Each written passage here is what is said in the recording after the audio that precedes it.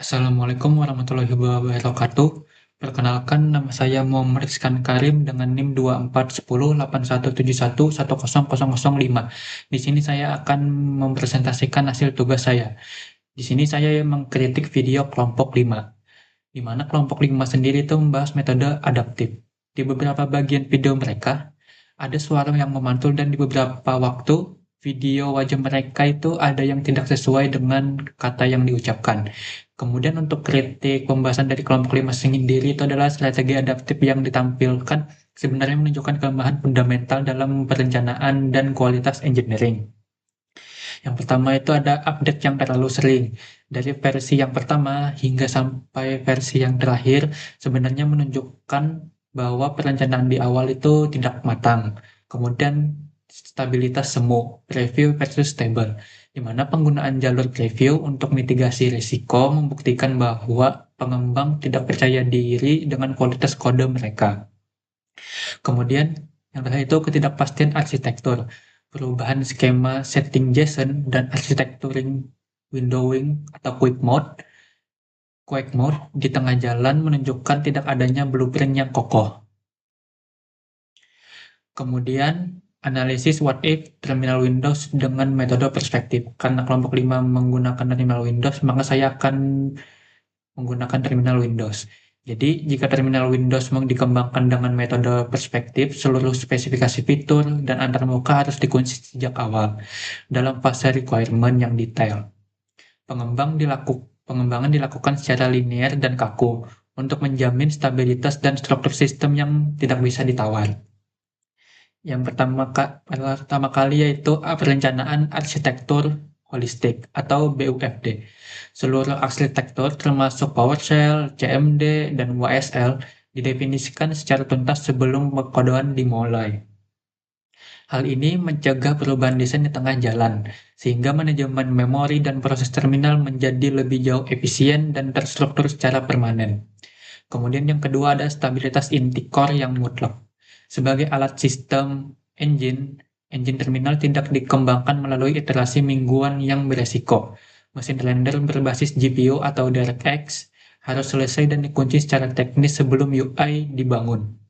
Memastikan performa maksimal tanpa degradasi akibat fitur tambahan yang tidak terencana. Kemudian yang ketiga adalah dokumentasi dan audit formal. Terminal akan memiliki dokumentasi teknis mendalam sejak awal sebagai standar baku.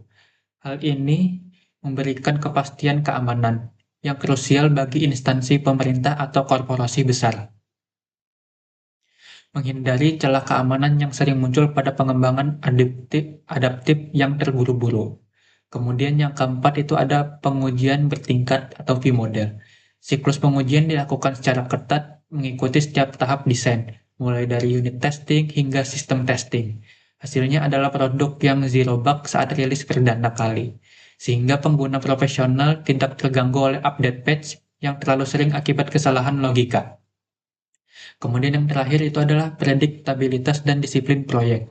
Metode ini menetapkan garis finish dan cakupan fitur yang jelas sejak awal. Hal ini menghilangkan ketidakpastian jadwal rilis dan pembengkakan biaya, memberikan jaminan profesionalisme dan manajemen proyek yang sulit dicapai oleh metode adaptif yang cenderung cair. Berikutnya saya akan bahas mengapa metode perspektif lebih baik dan superior dibandingkan metode yang lain. Dalam konteks pengembangan perangkat lunak, sistem yang sangat kompleks dan krusial seperti Windows Terminal, penerapan metode perspektif terbukti jauh lebih unggul dan superior dibandingkan pendekatan lainnya.